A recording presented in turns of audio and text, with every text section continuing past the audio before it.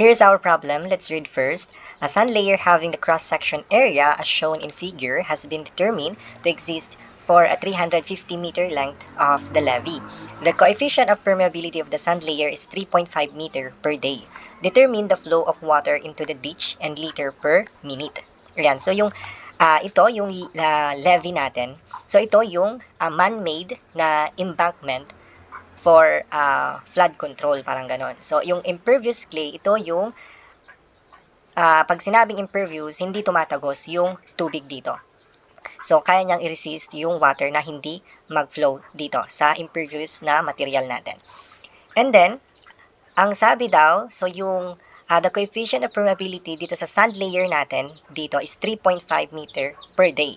Ayan, so dito, dumadaloy, nagpo-flow si water dito sa sand layer natin. And then, papunta siya dito sa may ditch natin. So, pinapahanap yung flow of water dito sa ditch natin. Or, flow of water or yung discharge. So, hinahanap yung Q natin.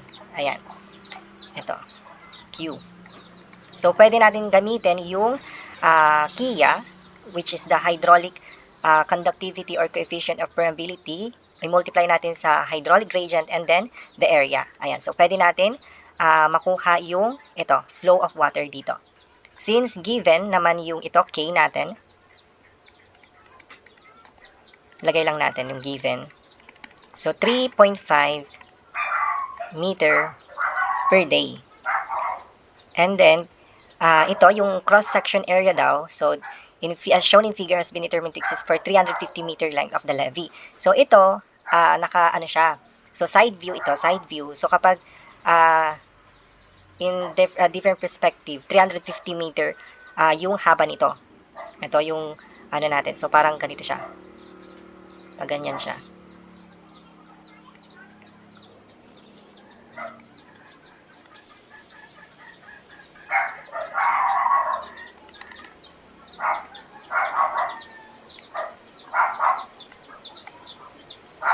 Ganyan.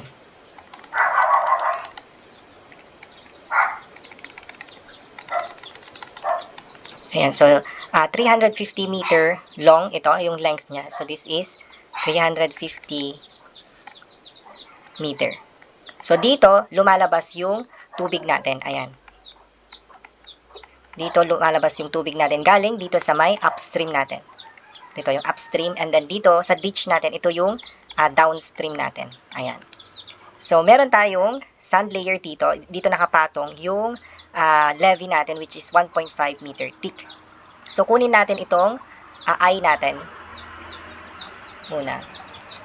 Yung hydraulic gradient. So H over L. So ito yung head loss natin. So ang pagkuha ng head loss is dito. So H yung head loss natin is from the upstream and then dito sa may downstream. So dito hanggang dyan, ito yung head loss natin. So this is 140 meter minus 120. So yung head difference natin or the head loss, that is 20 meter. Ayan. So yan yung head loss natin. And then yung length natin is ito. So dito, wag tayo malito, yung length ng specimen natin, ito yung sand layer natin. Ito. So dito, ito yung travel ng water. So dito siya nagta-travel papunta dito sa may ditch natin. So from upstream, papunta siya dito sa ditch natin or dito sa downstream. So yung i-consider natin na length is itong 110 meter. So yan yung haba nung sand layer natin. Yan yung soil specimen natin. So diyan nagta-travel si water. So yun yung i-consider natin na length. So 110 meter. So yan yung travel ni water papunta doon sa ditch natin. So dito is 20 divided by 110 is equal to, so this is 0.182. Ayan. So yan yung hydraulic gradient natin. And then the area, so yung area na i-consider natin is ito. Kung saan tumagos si water. So that is 350 meter length. So kuha tayo ng strip niya, di ba? Pag ganito siya. So, ito yung strip niya. Doon na lang. So, ito, kuha tayo ng strip. So, parang ganito siya.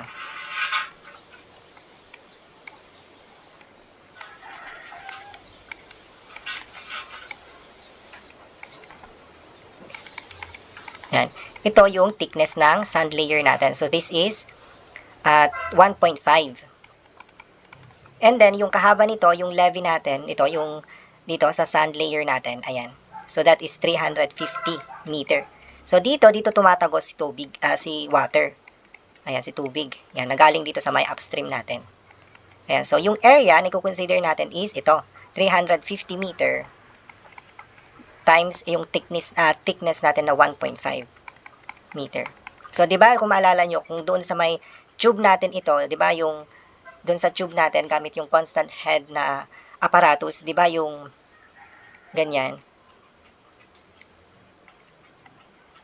Ganyan. For example, ito yung apparatus natin. Di ba, yung kinoconsider natin dito is yung diameter ng soil specimen natin doon sa tube. So, yung area na consider natin, di ba, yung diameter nito. Kasi nga dito siya tumatagos yung tubig. Ayan. And then, yung length naman dito sa hydraulic gradient, yung length ng soil natin dito. Kung saan nag-travel si water. Ayan. So, yung travel ng water is pababa. So, yun yung length natin. While yung area is kung saan dito, yung tatagos si water dito sa circle na to, which is yung diameter. And dito, kung i-relate natin dito, yung area na consider natin is yung from upstream, di ba yung tubig is galing sa upstream papunta dito. Ayan, dito siya tatagos. So, that is 350 meter long, yung sabi niya dito. And then, yung thickness niya is 1.5. So, yun yung area na i-consider natin. So, yung length dito na 110 meter, yan yung kung paano mag-travel si water. Ayan. So, that is 110 meter. So, yan yung consider naman natin dito pagdating dito sa hydraulic gradient, kung ano yung travel ni water. So, yun yung length. Dito naman sa area, dito kung saan tumatagos si water. So, that is 350 meter times 1.5 meter. So, yung area natin dito, times natin. Times 1.5. So, this is 525 meter squared. Ayan, so dito next slide tayo. So, using yung KIA natin, so yung pinapahanap na flow of water dito, yung discharge, is naka-liter per minute. Ayan, so KIA, so binigay sa atin yung permeability natin, that is 3.5 meter per day. And then, multiply natin sa hydraulic gradient natin na 0.182.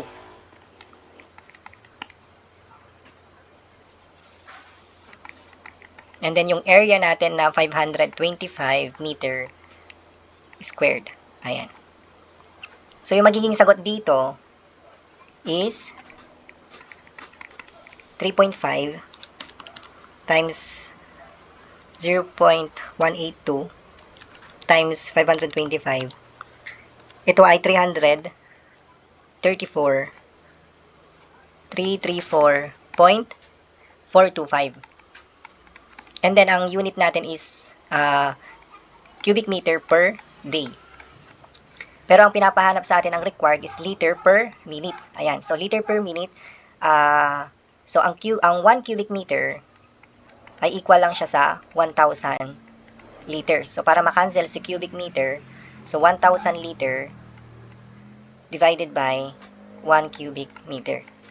And then, si day, dito, para mapunta sa minute, ayan, so, di ba, ang 1 day, ang isang araw ay 24 hours, tapos, ang isang oras ay 60 minutes. Ayan, so maka-cancel to. Ito, cancel. So, ang matitira is yung liter per minute. Ayan, so compute natin yung flow of water natin or discharge dito sa ditch natin. Ayan. Times 1,000 times 1 over 24 times 1 over 60. So, yung magiging sagot natin dyan is 232 240 na lang. And then, ang unit natin is liter per minute. So, yan yung flow of water dito sa ditch natin, or ito yung discharge natin dito sa may ditch natin dito. Ayan, galing dito sa may upstream. So, dito, papunta dito sa may downstream. So, yan yung flow of water natin, or discharge. So, 232.240 liters per minute. So, yan yung sagot natin for this problem.